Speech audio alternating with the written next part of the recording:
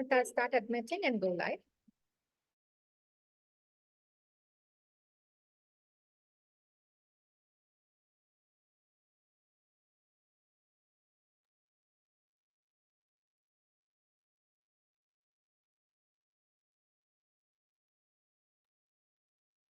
We're going to begin in 2 more minutes.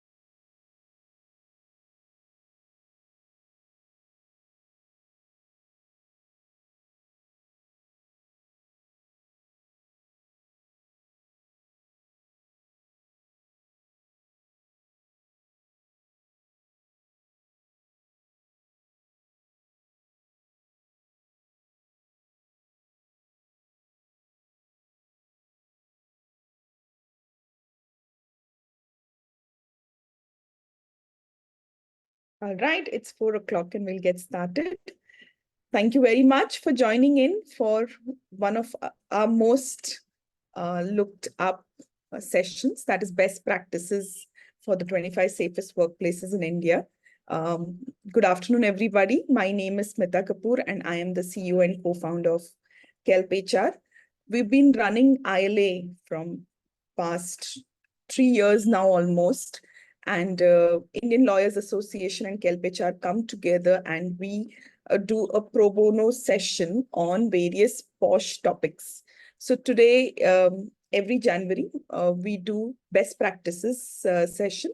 Now, best practices is curated from the awards that we run every year, which happens on which happens in the first week of December. And there are multiple organizations which apply for it. And out of that, we pick up 25 best workplaces, or rather safe workplaces, and we publish the best practices. Before we do that, we invite few of our members who had participated and won and pick their brains to know more. So the idea of awards is not to reprimand. Generally, if you look at the law only talks about how if you don't do specific things, you will be reprimanded. It's the other way around. It is to put those people on pedestal, put those organizations on pedestal who've been doing great work. And for that, today I invite 2 amazing people. I've been working for I don't know how many years, Nazneen and Kathy. They represent 2 large organizations. They are both in ITES space. They will share about their organization in a bit. They have been in this organization for a really long time. Okay, so quickly to introduce you about them. So Nazneen has over 2 decades of extensive professional experience across business and HR spanning various industries. She has been associated with WNS for over 6 years. Nazneen holds a postgraduate degree in Symbiosis and it's SHRM SCP certified. Kathy is head of data operations at Merit Data and Technology, a UK headquartered technology company that delivers data solution for an AI world. She's responsible for the delivery centers in Mumbai and Chennai and driving transformational initiatives and business strategy to align with customers' growing data needs in about a dozen industry sectors. She's an alumnus of said business group, University of Oxford, having done her executive program in strategic leadership. She has certifications from University of Pennsylvania and Yale School of Management in topics as varied as positive psychology and digital transformation. She's a flag bearer of PoSH, DEI, and also mental health. So she has been, setting and implementing strategic initiatives focused on promoting employee safety and well-being across the business through multi-pronged and sensitive approach. So welcome both of you. Thank you, Smita. I would quickly want to bring about one slide before I hand it over to the two of you. Okay, I'm sorry. About the 25 safest workplaces, I wanted to share with you all the 25 organizations and the torchbearers, which is very important. Okay.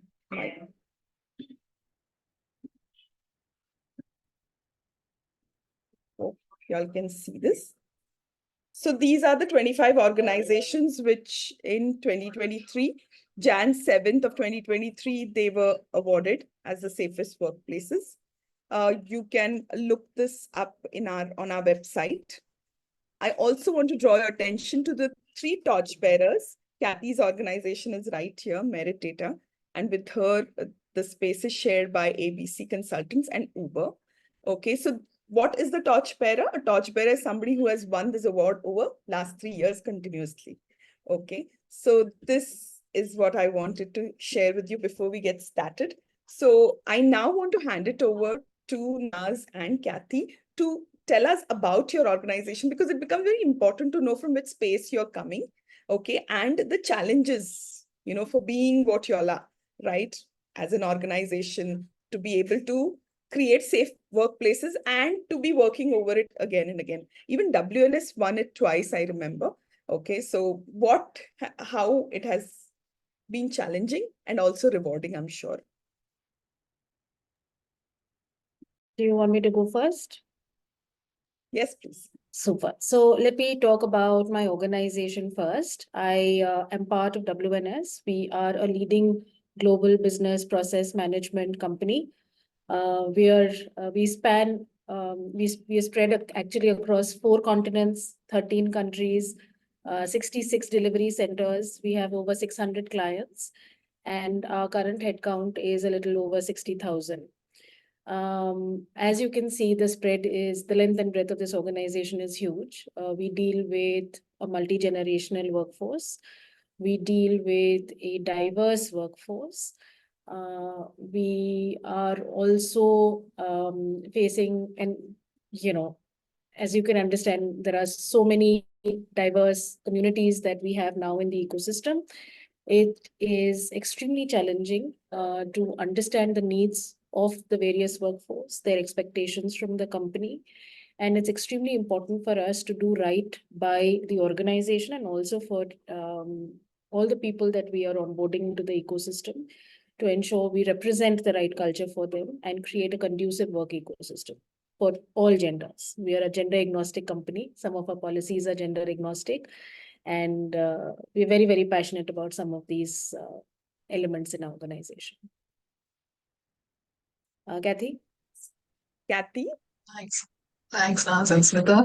About merit data and technology, similar to what Naz mentioned about WNS, but at a much smaller scale, I should say. While we have centers across, in 2 countries, actually, one in the UK and 2 centers here in India, we're much smaller, but some of the challenges that we face are similar to what Naz has spoken about, right? So multi-generational workforce from very different regional and cultural backgrounds. But also something that we have had as a challenge within Merit is the dichotomy in terms of the skill sets, primarily because of the fact that we have people coming from a very tech-oriented space, but we also have analysts coming from a business standpoint as well. So catering to that kind of 2 different ends of the spectrum in terms of skill sets and how people approach problems or flag issues was something that we have grappled with over the course of many years. And I think some of the measures that we've taken have tried to address those kind of challenges specifically. Needless to say, it's been hugely challenging, but like Smita's mentioned as well, very rewarding as well to see some of those initiatives come to form and see the effect that it has on the culture, on the workspace. And when people provide feedback as well, employees come back and say how safe they feel coming into work at Merit. One difference I would point out is, I am not from an HR background at all. I come from the business side, but PoSH and DEI and well-being specifically are passion areas for me. So that's something that, I think businesses sometimes miss out, or business leaders miss out the importance of all of these aspects when we think about strategy and so on. So that's something that I think is probably slightly unique to how Merit approaches PoSH or any other related issues.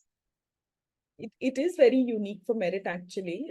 I mean, a business leader leading from the front, the initiatives which generally are labeled as HR initiatives, and HR will do it, but when it comes from business, of course, it's unique. Okay, let's give it that. So, Kathy, if I have to ask you this, I'm just extending what you mentioned, and I wanted to dig a little deeper that measuring success of the initiatives that you all do is very vital.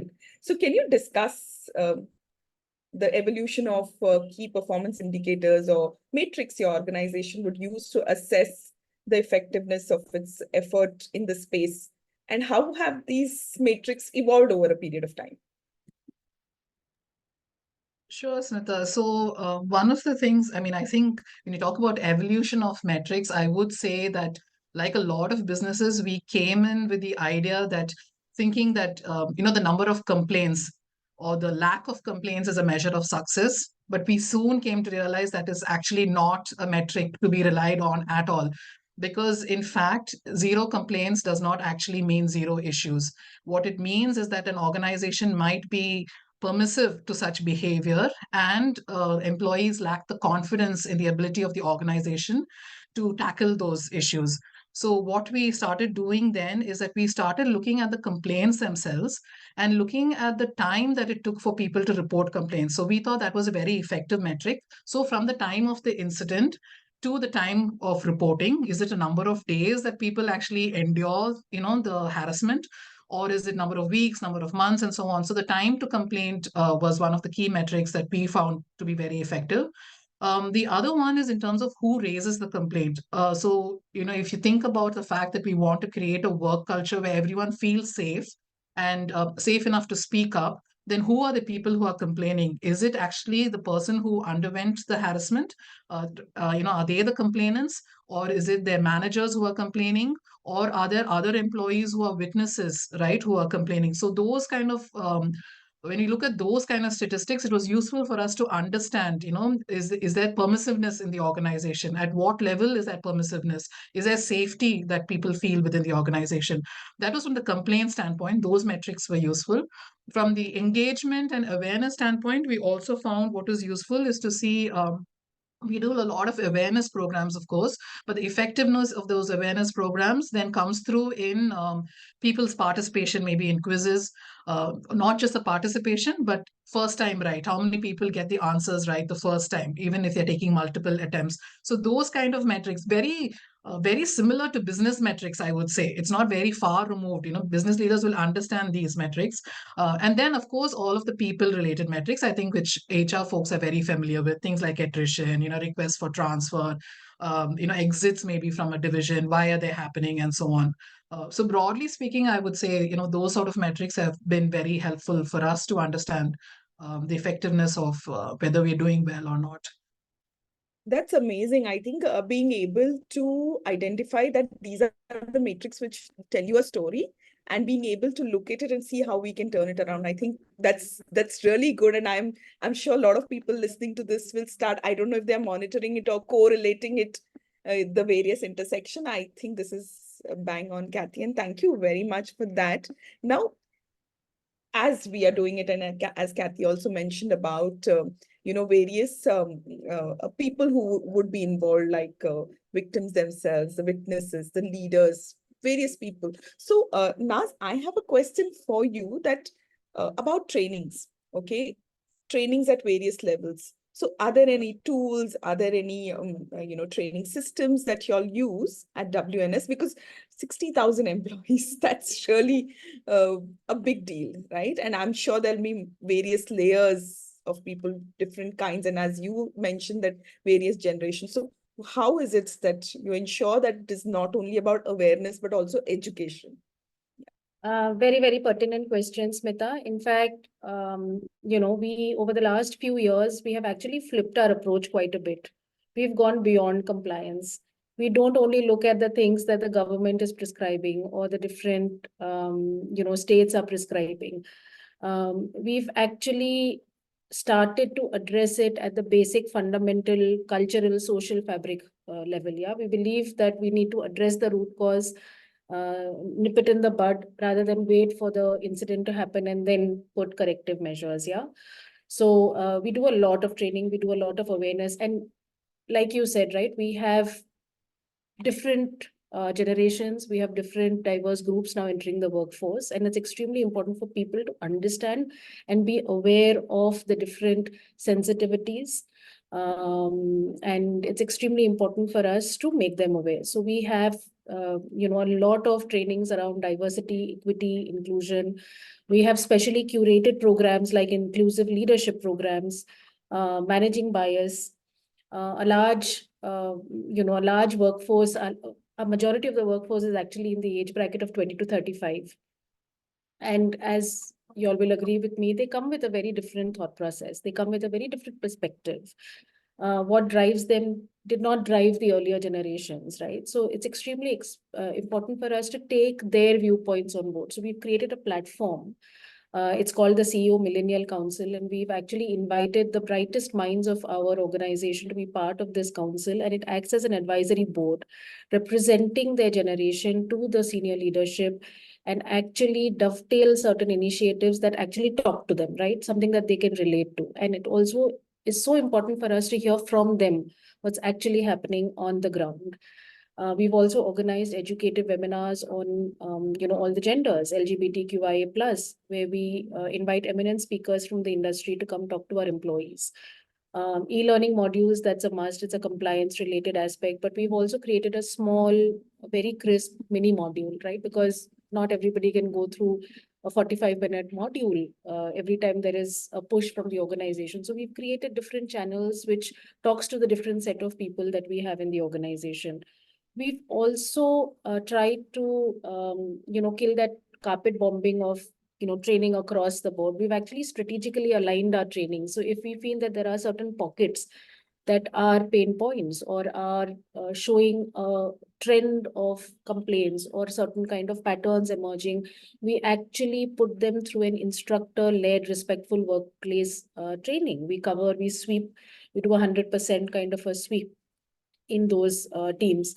We've leveraged technology quite a bit over the last few months. We have a 24/7 helpline called Speak Up, and it's available in local languages. It's available in regional languages. You can either send an email, call up. All of those complaints will land in our ASH inbox. In fact, the complaint boxes that we have in all our centers, they are now enabled with QR codes. So while we have a paper and pen channel, we have a QR code. So people can just scan it and that particular complaint would land in our ASH inbox. We do a lot of visual campaigns, something that is relatable to the new generation. We've done caricature campaigns very, very successfully in our organization, talking about boundaries, talking about consent, talking about, certain do's and don'ts that if understood very well, we wouldn't have cases of harassment or, people feeling unsafe in the organization. In fact, as we speak, we are curating certain focus group discussions around consent and boundaries, especially with our very, very young talent that is just stepping into the corporate workspace for the first time, right? Fresh out of college. So yeah, these are a few things that I think have really helped us bring about a positive change, a needlepoint movement from where we started to where we are operating today. I'm so glad, and this is so important things you touched upon, Naz. I know, you had to say so many things in a matter of few minutes, but they're so important because what happens is, as KelpHR does training program, what we realize is many a times it becomes a check in the box activity. So we actually pull ourselves out of those kind of conversations. We, breaking down those messages are important. And as you said, mini modules of what is consent, what is boundaries, because mostly people don't understand what it is. And majorly the cases happen in that space. So understanding consent, understanding boundaries, unfortunately, these are some basic things which every child should be learning who's going to school or college. But unfortunately, our education system is also not designed to handle those conversations. And great that at workplaces you've been able to do it. And I love the idea of using technology. Imagine a QR code helping us. So with that, I have a question for Kathy. Kathy, how do we ensure that anybody can report, okay, openly at any point of time? Okay, what has Merit done to create an environment where anybody will be comfortable to do that with openness? And do you think of any instances where Merit would have helped a victim to be able to do that? I mean, if you could help us with this. Sure. So we started off with a very traditional route, Smita, like most organizations. I mean, we had a dedicated inbox, right? An email address that people could email to if they had a complaint related to PoSH. That's where we started off. But we found that, maybe that was not really effective enough. What we did then was to do a lot of awareness and campaigns around introducing the committee themselves, because an inbox is kind of very impersonal, right? They don't know where it's going. Is someone actually picking it up? Who's going to read that? So all of that is in the back of employees' minds when they think about speaking up. So we did a lot of awareness around who would get copies of that. It's only the PoSH committee members who would have eyes on that email, right? It doesn't go to anyone in senior leadership. The CEO doesn't see it. No one else, absolutely no one else, no one in HR sees it. It's only the committee members who have eyes on it who will deal with that issue as per the law. So that was one thing that we had to do in terms of a lot of confidence building for employees. And I think that enabled them to, to say that, okay, these are the people who are going to help us out. That was one thing. And then, of course, the other thing that we did, which was quite different, was we had a panic button installed in our employee intranet. And that has had a lot of success because people don't even have to send an email, right? You're on the internet anyway, pretty much, most of the working day. So you just click on the panic button, and that sends out an alert to the PoSH committee as well as to the HR BPs. So any one of them. So we have assigned, who can make the calls. So generally, HR BPs would call the employee immediately to find out what the issue is, if they require immediate assistance, or whatever the course of action might be that is required. Once they get the preliminary information from the employee, then they notify the committee. So that has given us a lot of success because it's not just the people who click on the button and request help. We also track the web page users, how many people visit the page. So even if they have not clicked the button, we kind of know that there are people who are thinking about it. So we are able to see if there are repeat visitors and is there something that we need to intervene proactively. And so then we might try and find out, is it an issue within that team? Is there an issue that that person has been facing? It's done very obviously with a great deal of sensitivity, but that's the way in which we have leveraged technology to get in touch with employees and make sure that they have a safe reporting workplace as well. Wow, I think technology is the way to go.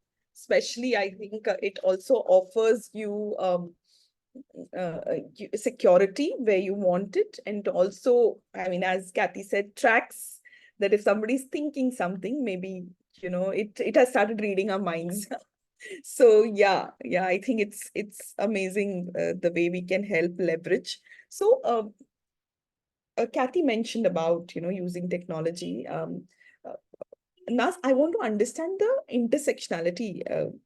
Okay, now I'm sure you have many generation people working in WNS. I mean, you all are one of the organization which has been existing for multiple decades, right? So how is it that you create an environment where you deal with these intersectionalities and gender hierarchy to ensure that PoSH, preventing sexual harassment, really helps? Is there any comprehensive approach that you can No, it's a very interesting question, Smita, and thanks for asking.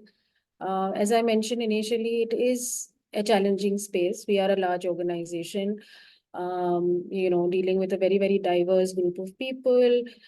We have, now millennials and Gen Zs entering our workforce, and it's not easy. It's also extremely important for us because some of these things are not taught in school, as rightfully pointed out by you, and it becomes very important for us to actually make them aware of the intersectionality, making them aware that, there are people who may think differently than you and may have different sensibilities that, you may have seen or felt.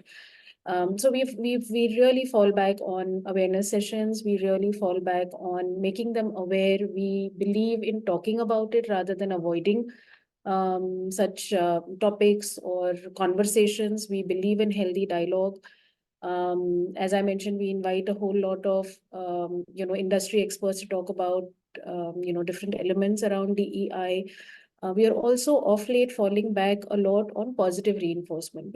We want to recognize good behaviors. We want to recognize people who are championing good behavior. So we've constituted awards like She Inspires, He Inspires. We are also, constituting awards around DEI influencers, inclusion champions, because it's all stemming. It's a part of culture. It's the way we do things in our organization.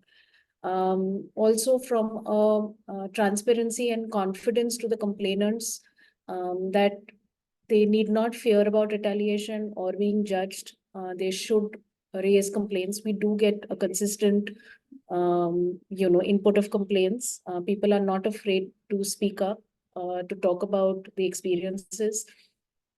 We've, as I mentioned, we've actually leveraged a lot of very sharp, specific training programs, specially curated for different segments in our organization. We also believe in setting the tone right at the top, right? It's culture. It has to be top down. So we focused on leadership sensitization. We've focused on highlighting to them how the words and actions need to align. The difference between the importance between, maintaining your boundaries, but also not impacting belongingness with your teams, right? It's such a fine balance. In addition to, focusing on creating a safe ecosystem for our employees, I think one of the arms that we've really, really focused on in the past few years is, the entire vendor ecosystem. We are a large organization and we require a lot of vendor community to be creating this space with us, right? So we have a lot of people who are deployed in our organization on contract. Right. So we've done very, very focused actions even for them. For example, we've created a vendor training module in the local language, in the regional language. We've ensured that every vendor who's employing an employee with us gives them a training, takes an acknowledgement. I have a copy of the acknowledgement in my offices before an employee is stationed. We also do a training with them to say, because they are not in their company, they are in a different company, they need to know who they can contact, how to report a complaint, where they can go, whom they can contact, etc. We've also included some of these elements in our contracts that we sign with our vendors. So yeah, it's been a long journey. It's evolving every day. Some of the conversations that we get, with the industry experts, with you, Smita, with a few partners that we are working with, I think they help us really challenge the status quo and think what more and what next. Absolutely. So well said. It is a journey and it has to be evolving. It can't be, okay, we have reached the destination and we are done. Very beautifully said. And I think that's the essence of the award also. So award also gets trickier year on year, because everybody is putting in efforts to not, if they genuinely want to create that safe workplace for everybody, and people have to come to work without any fear of, being treated differently. So that is important. Now, coming back to accountability, Kathy, this question, I mean, both of you all can respond, but Kathy, first to you, that is there anything, any example that you could share about, if a perpetrator is of a very senior position, then what is the stance an organization would take? Because there are multiple times, because I sit as an external member, there are times when there's a discomfort from the management side about even taking a complaint against that person, right? Me being an external person, do not face, because I don't have any ties, but I see that, I sense it, right? So is there any example in the organization where you are functioning, where you all have done differently, or what is the culture there? How do you handle such situations. So Smita, I think you're absolutely right. In fact, I would say that when Naz was talking about, the fact that we get a series of complaints, right, a series of issues that are raised, I would say she's the first person that I've heard who said that openly. And people are so reticent about sharing that information, right? Organizations would much rather, play the ostrich role and bury their heads in the sand and say, no, everything is perfectly fine, right? Everything is fine. Our culture is great. Our people are great. Our leaders are amazing. But that's not really the case. And therefore, it is important for us to acknowledge that people make mistakes and they have to be reprimanded. There are consequences to such behavior. And thankfully for us, there is zero tolerance, and I can say that with full confidence, irrespective of the position of the leader or the employee, who has raised the complaint or against whom the complaint has been raised. I can think of an instance actually several years ago when we had a very junior employee who raised a complaint. A female employee, probably, I think may have been fresh out of college or a couple of years of experience, against a manager who was several levels above her and against the business unit head to whom that manager reported. So the moment the complaint came in, there was no doubt in terms of handling of the complaint by the committee members.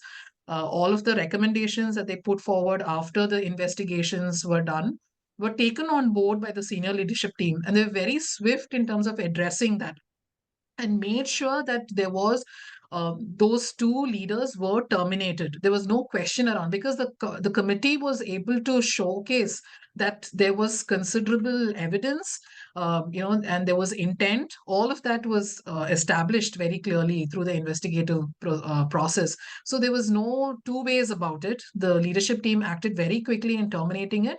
And I would say that rather than being afraid of making those decisions, people need to think about how that impacts culture. But for us, I would say that was actually, in a way, a turning point in way employees viewed the organization, because we actually had complaints come out of the woodwork after that.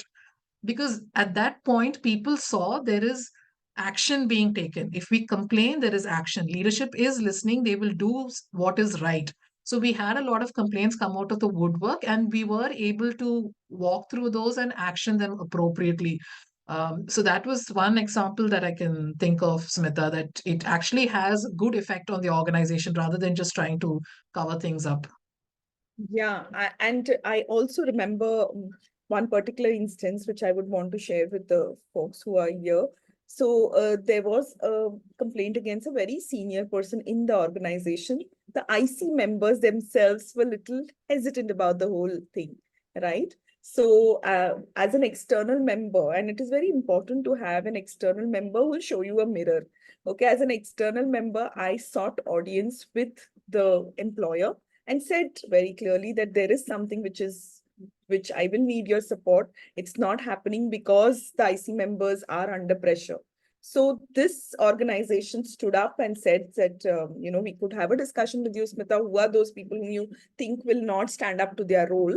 And there was a change in the IC team, and the CEO of that organization was very clear that this is, however senior this person is, if it needs to be dealt with, it needs to be dealt with, So this really puts us also in a better position that we are here, we will be your mirror, but we can support as much, right? I mean, we need the management, the CEO to stand for us.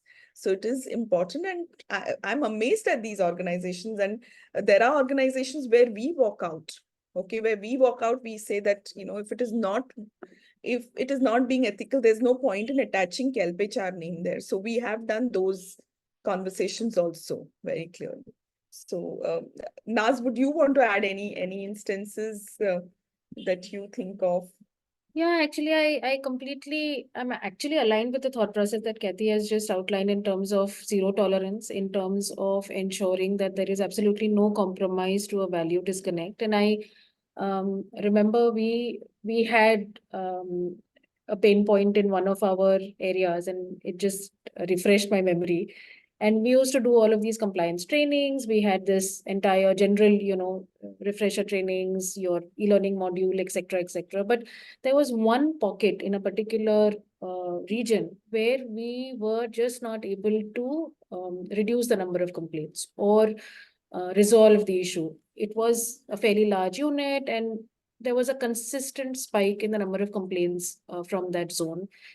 And we really took a step back and we said, this is not going to work. A general approach will not work. And we actually sat down and we took a very, very different approach to resolving this concern.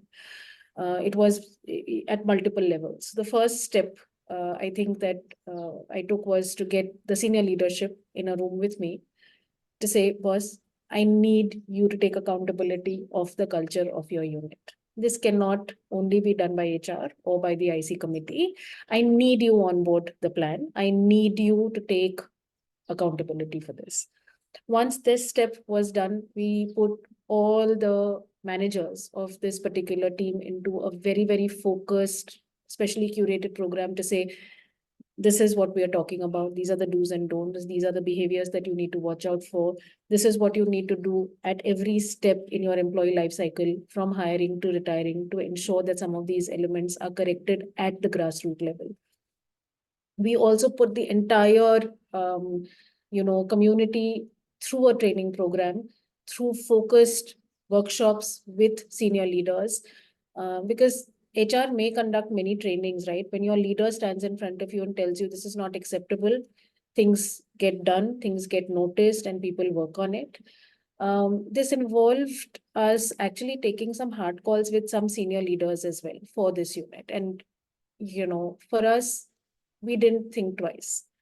It was a value disconnect. For us, it is zero tolerance. All our senior leaders, starting from the CEO, CPO, they have absolutely no tolerance for any value disconnect.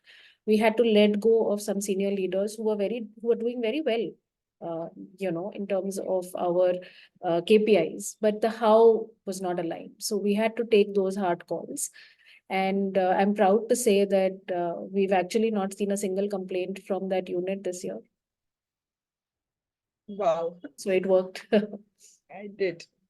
And it strongly sends a message saying that, and as Kathy mentioned earlier, right, it strongly sends a message saying that this is zero tolerant, and as management, we are with you. So don't fear. If you have issues, come speak to us. We are there. Right. So any positive change, Naz, you've noticed as a leader, what are those zero tolerance that you have taken, and as leaders, you've seen a positive?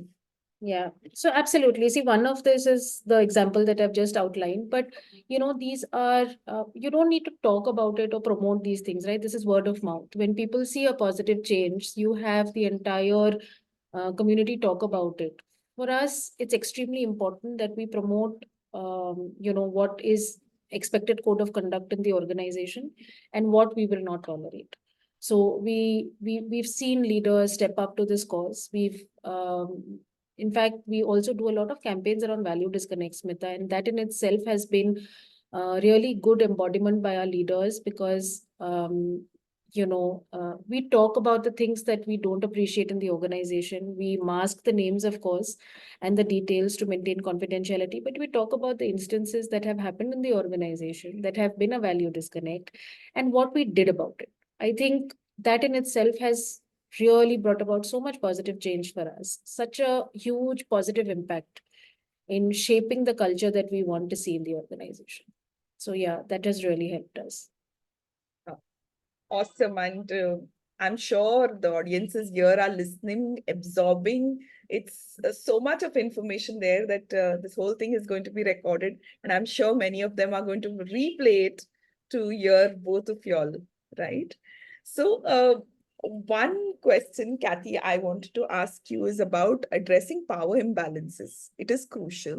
So have you observed any creative strategies within your organization that proactively tackles situation that could lead to SH because of hierarchies or differences? I think something we spoke about, but is there anything that you all have done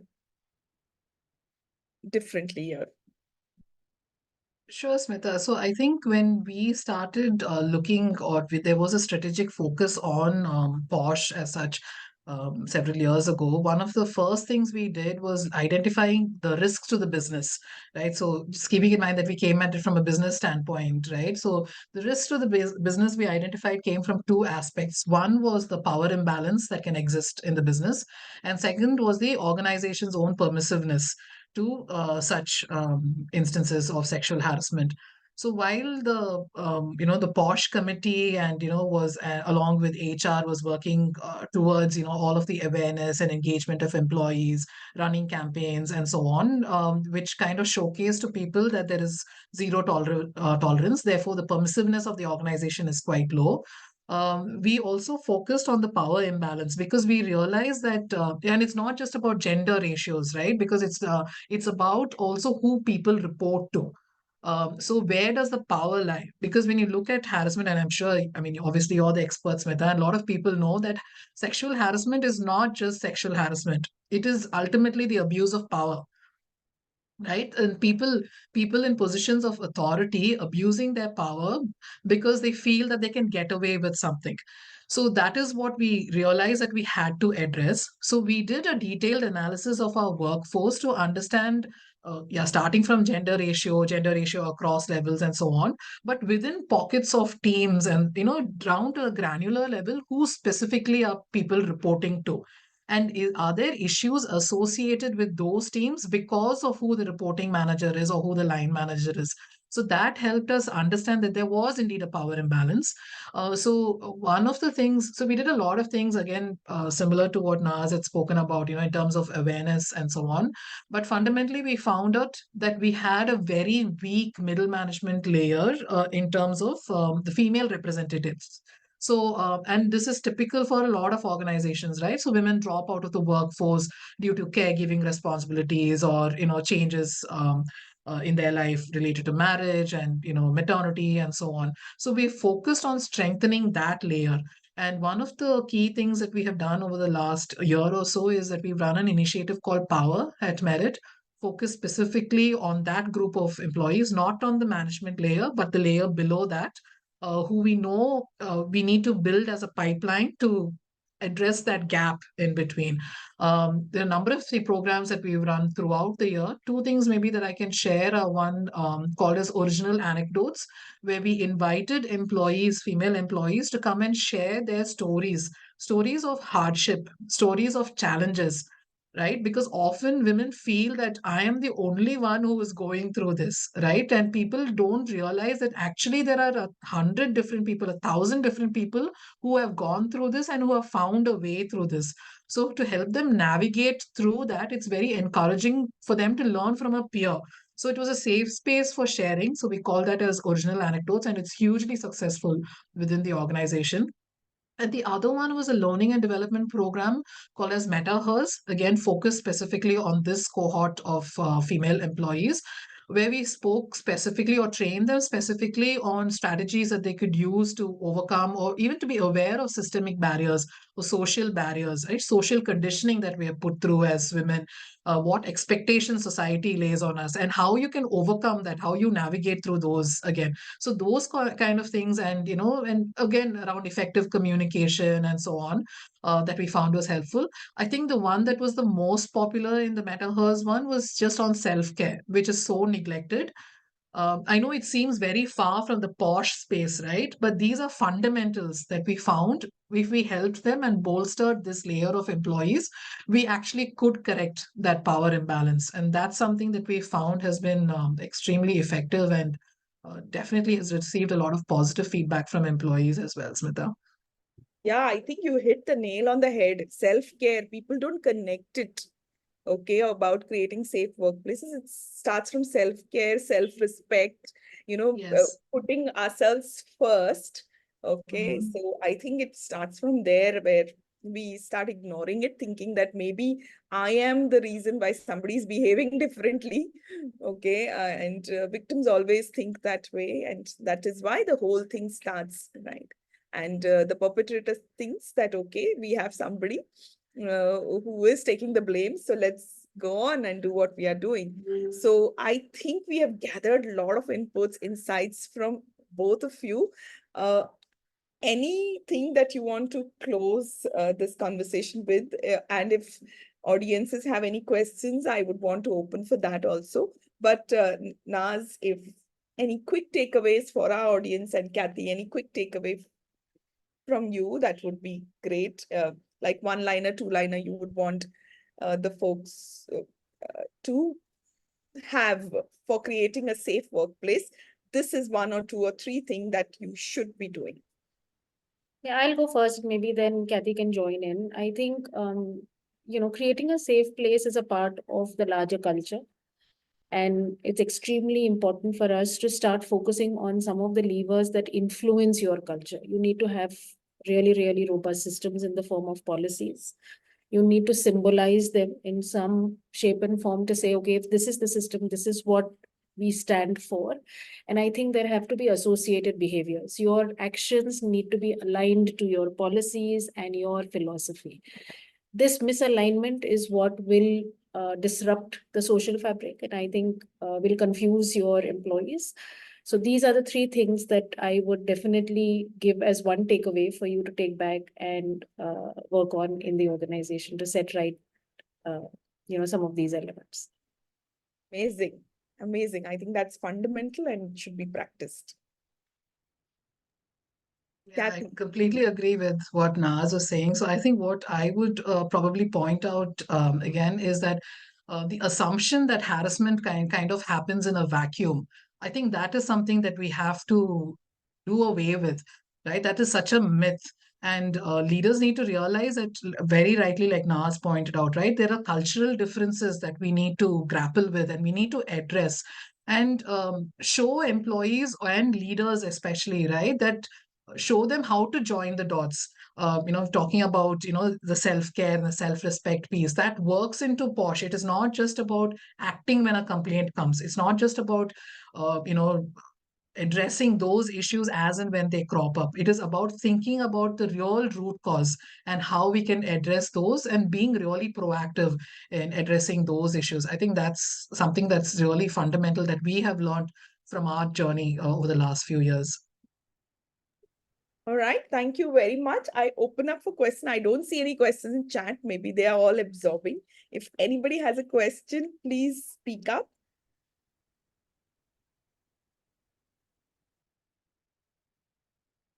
All right, looks like no questions. What we can do is this will be on LinkedIn and this will be on YouTube. If we get any questions, if we feel, Naz and Kathy, we need your input, we'll send it to you. Thank you very much. I have learned a lot today. Though I'm associated with both of you quite closely, but every time I speak to you all, I know I take away something. And thank you very much for this time.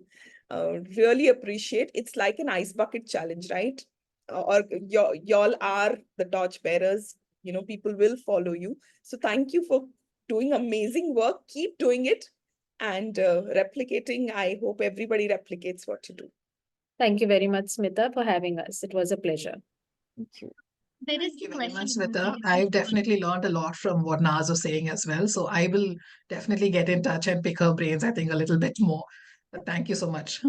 Thank you. I think DP is saying something. Yeah, there's a question on the chat window. So they asked, how do you use the push button? Is it an app? And it's to Kathy. sorry. That you mentioned about the push button, right? Panic button, some panic button you mentioned. Yes. So what is the question, DP?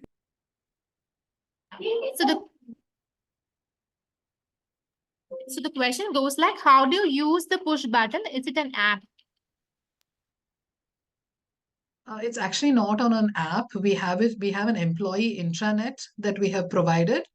On that, we have provided a panic button. Basically, on the user interface, we have a panic button that, if you click on, the alert is generated to the PoSH committee and the HRBPs. I hope that answers the question. I think technical question. No? Yeah, they have thanked. They've sent a separate note to me. They say thank you. Thank you, Kathy. Thank you, Naz. Thank you very much. Thank you very much. Thank you. See you all. Bye.